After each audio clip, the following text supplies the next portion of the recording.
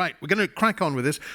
Just as a reminder, the breakout sessions, which will now follow, because we need to make up a bit of time, the breakout sessions will immediately follow the on-stage sessions, and they are to your right, down to the side, and you will be able to see which one's in the pack that you've been sent, as well as it'll appear on screen, and there's 3 breakouts immediately following these on-stage presentations. Now, so you heard some use cases from Alex, but actually how are people in a wider sense using these frontier technologies?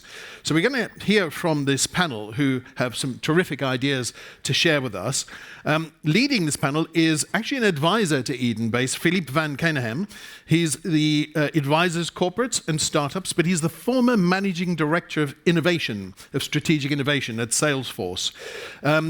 Little known fact about him is that he once starred in a modern dance show.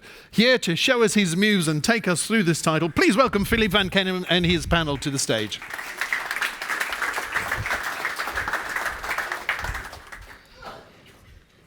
Thank you, Eric. I hope you're not expecting me to actually prove that in any kind of way. I just realized that my picture's on because his plane was late, but he still made it. Well done, Philippe.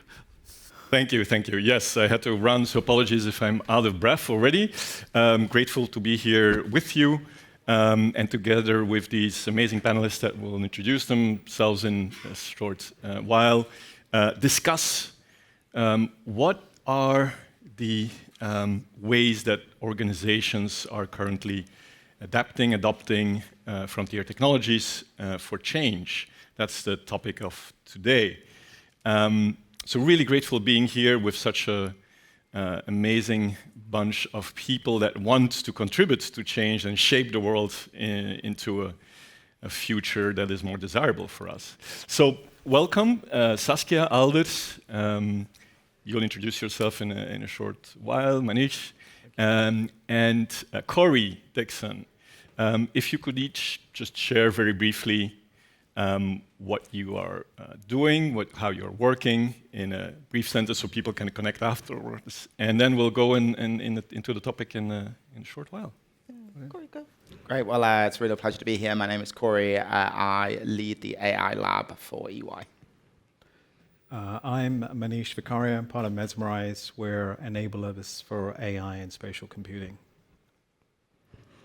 And I'm Saskia Alders. I am doing advisory for crypto firms, digital asset firms, growing into the fintech space. Brilliant. And looking forward to hearing from you inspiring examples on what is happening in organizations a little bit all around the world. But before we do that, I can see that you've already been sitting way too long, and you need a little bit of movement. Not too much, but just a little bit. So we're going to do a little bit of hands up. So hands up, who thinks that out of all the frontier technologies, the mother of AI, the mother of technology, AI, who thinks that that AI has key benefits? Who is convinced that AI has key benefits?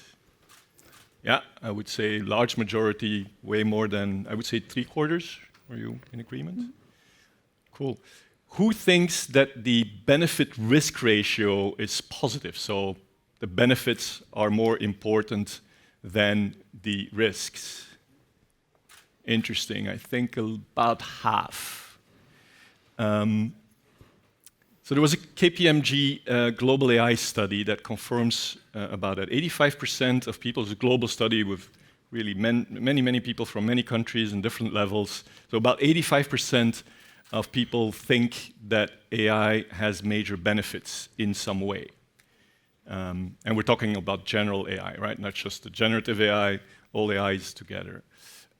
Yet half of people think that the risk benefit equation is positive. So that kind of makes you think. So 2 more questions, short questions. Who has used in the last couple of months, has used some type of a large language model, foundational model like ChatGPT or Gemini or whatever? Large majority. Now, who uses it on a regular basis? At least once a week, let's say, or more. Really? Nice, nice, nice. And who has seen major improvements, efficiency, other types of improvements? Nice, nice, nice, nice. Very interesting. So let's dig in with that. Saskia, enlighten us. What is an inspiring example of the use of a frontier technology, or several, that you would like to highlight? So I would actually like to start with something on the happier side. I was on X, formerly Twitter, and looking at Khan Institute, and they brought forward an AI that provided tutoring to students. So it could teach you geometry, could teach you how to read. And for me, it was like a foundational moment, remembering back to the advent of search, when any individual with, at that time, a laptop or computer could go and explore anything they wanted. Imagine any person being able to go and, in privacy at their own pace, train themselves on something that once they were maybe afraid of, or shouldn't be afraid of, but maybe because they're learning late in life, have been afraid to broach. That opens up learning everything from basic to complex math, learning for many people, learning how to read across the globe, to exploring different subjects, pivoting their career, trying out things in ways. And I find that explosive for humanity and an incredible positive one to go forward. So I'd like to put that out kind of as a light shining forward into the fear that we all have about AI. But maybe pass it along for other ideas. Yeah, so I just think back to when I bought my son his first Rubik's Cube, and he took it to the playground thinking he was the only person with his cube. And suddenly the next day in the school, every single child had this Rubik's Cube puzzle, being played. And so AI, we're just seeing this tremendous amount of focus around AI across the whole industry. But we're seeing three thematics of actual work happening. The first one is productivity. So how can AI be used to improve decision making? Currently, there's 1 billion professionals in the world using email for over 3 hours. And there's apparently 1.8 billion years of data that can be downloaded on servers. So there's a tremendous amount of efficiency, and I think all of you put your hands up on that. We've worked on various case studies on that. The second one is engagement. In certain clusters, we see certain products where there's just so much cognitive load, whereby you go through something, it just feels clunky. And so that whole personalization journey and that unique client journey is something that I think really changes over time. And I think the third one is risk and controls. How can AI be used to look at knowledge graphs, stuff that's structured, unstructured, and look at patterns? So if you look at money laundering, fraud, et cetera, these three examples that we're seeing. But the one that I really want to debate probably today is the innovation curve. Where are we with new innovation in the future? So those are the three core buckets of work. Happy to go through case studies, but that's what we're seeing on our side. Yeah, I mean, a fantastic point, and also see those. I think where I'm seeing is the really innovative stuff, and also stuff just harnessing the basics is, on one side, I spend a lot of time working with large enterprises, quite boring enterprises, often like banks. And a lot of what they're doing is actually just around knowledge. So previously, most organizations existed as what I'd call physical neural networks. If I don't know John, then I can't figure out what John knows. It actually is really, really bad. It's actually bad for social mobility in organizations. It's bad for lots of reasons. Generative AI and actually the ability to capture knowledge and natural language interfaces is allowing you to take those physical neural networks that allow people to be successful and make them a real neural network.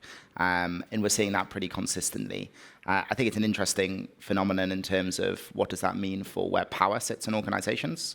Does that take it away from the worker? Does it take it back to the underlying capital owners as well, because we know the knowledge drain is such a big challenge of large organizations.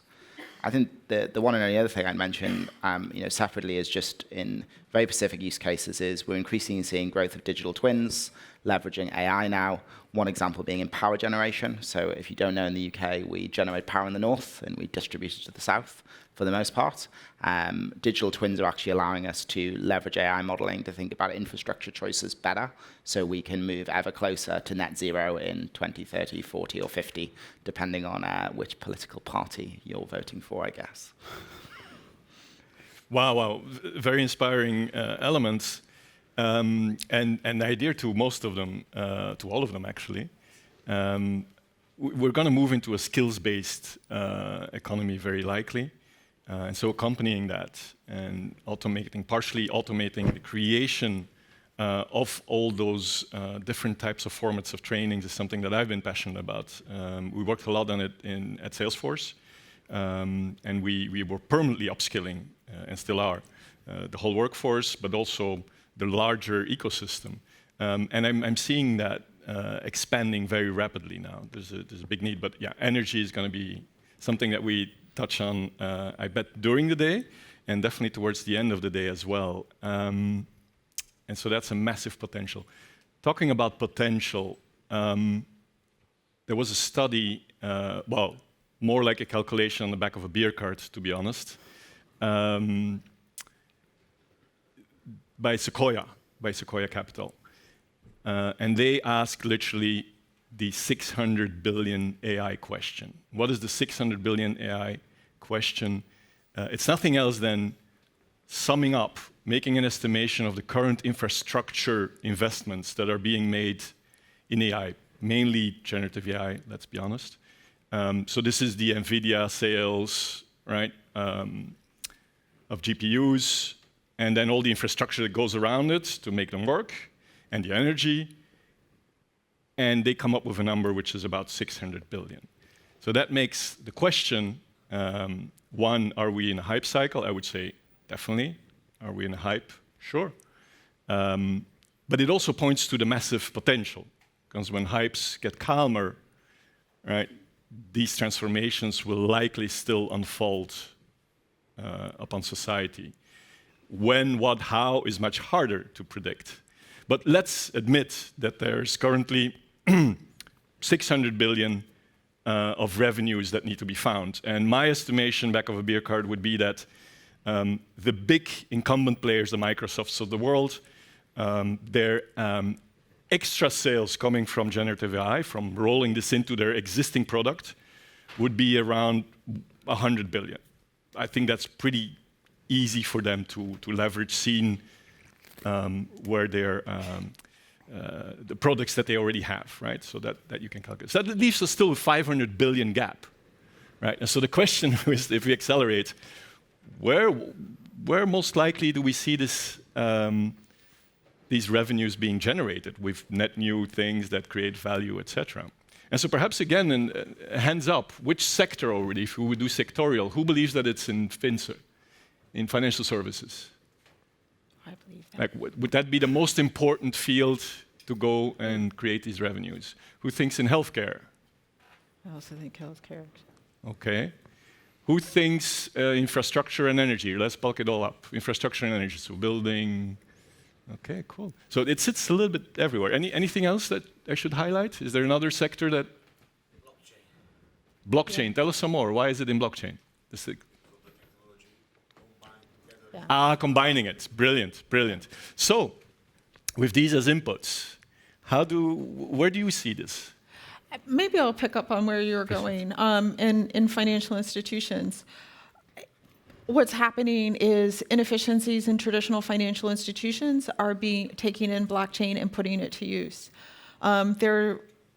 It's now not as sexy as the AI topic, but the big banks are wading in and are going deep. Watch what JP Morgan is doing, SocGen has done. They are reinventing the entire way the guts of the bank work, going to not just T+0, but instant intraday settlement. The commercial paper market, I believe, is over 7 trillion daily. This is moving on to the blockchain, instant secured settlement, no counterparty risk. What makes it then come down from the bulge bracket firms at the top who can be credit risk rated is the ability to take AI and LLMs and use them to credit risk rate, say, into the middle markets. For example, I'm working on a project right now, bringing together Coinbase's Project Diamond with GreenGage here in the UK to go into the middle markets, provide funding. Imagine if our middle market companies can have the same treasury flex and muscle as a large cap company. That opens just an unbelievable amount of way to access and use capital and grow businesses on the mid-market scale that was formerly only open to large caps. So it's You know, it's interesting. We often talk about banks are slow, they can't do things, but they're smart, they're competitive, and they're commercial, and they're going in deep. Nice. Yeah, just Manish. I think just to continue that. So obviously we're talking about one specific company. I'm not a value investor. I don't have a position in it. But obviously Apple has 7 times more revenues than that company and 4 times more profit. So I don't want to look at that business per se, but I'll give you some other statistics just to sort of give you some color. So the S&P, if you look at CEOs and what they're talking about, AI was mentioned 800 times in 2024. In 2021 and 22, it was mentioned roughly 200 times. Bain & Co. recently did a study saying that 87% of the S&P have very robust plans for rolling out AI. And 60% of those companies have AI as their top priority in terms of years 1 to 3, in terms of what they're trying to get done. Now, AI is an enabler of many different products. So if you take the 600 billion that we're going to talk about, let's just go through what we see in climate change, which was mentioned by Cory earlier. You've got the crypto, you've got the blockchain, you've got longevity, you've got precision-based medicine that's evolving as well. But let me give you just one example of an industry that we don't think about. So let's just take mental health. Mental health currently is a $2.3 trillion business. It's planned by 2030 to be a $6 trillion business. 1 in 4 people will have depression over their lifetimes, and US has said that isolation will be the biggest issue. Now, that's a X trillion potential market, of which AI and precision-based medicine obviously can close the gap in material ways. So there are products out there and there are innovations out there that definitely can close that gap to that $600 billion gap, although I don't attest to saying that that gap really exists or not. Brilliant. Thanks, Manish. I think it's a great question. And I think the principal challenge with it is that AI technology in particular is a very human endeavor. And, you know, to give you the example about Microsoft Copilot, that would be the 100 million. That won't be realized very quickly. Copilot is a good product, but usage of Copilot is about 10% once people buy in an organization, maybe even less. And you know what people do when they have a large chunky sum on their cost base? They get rid of it. And you're seeing that happen. And that is because fundamentally with AI, if you generate fringe productivity benefits, i.e. I save you 5 hours a week, it's really hard to realize that unless you completely flip your operating model. So I can just give it to the employee back and say, great, you have a better work-life balance, I realize some retention. Or you change your operating model to reduce your FTE count in some fashion. Or the alternative is, and as people often say, is I will reallocate them to higher value tasks. They're not always the right people to allocate to higher value tasks. It's something that sounds easy to say, but is obviously incorrect when you think about it. Like the bookkeeper is not about to become your strategic financial modeler overnight. That doesn't make sense. So I think like a lot of the challenge here is that, like all technology, is that its capability and how it can realize things is fundamentally related to the business readiness to fix all their data, change their operating models, et cetera, et cetera. And that just takes a lot more time than I think most technologists realize, because organizations and enterprises, where most revenue sits, are incredibly slow. Brilliant. And on the slow, I'd like to end exactly on the time. Thank you, Cory. Thank you. Thank you so much. All of you. Please do discuss further. Come and reach out if you want to know more about the case studies. And also, I wish we had a little bit more time to go into the, now what do you do, right? And it happens to be that my friend Azim Azhar wrote a 7-point specifically oriented to the political elite of the UK. What do you do? How do you sharpen? How do you get these things moving? And I think it's particularly spot on. So let's further discuss now what and what do you do in offline in the next sessions. Cool. Thank you all. Thank you so much. Thank you. And thank you very much, Philippe.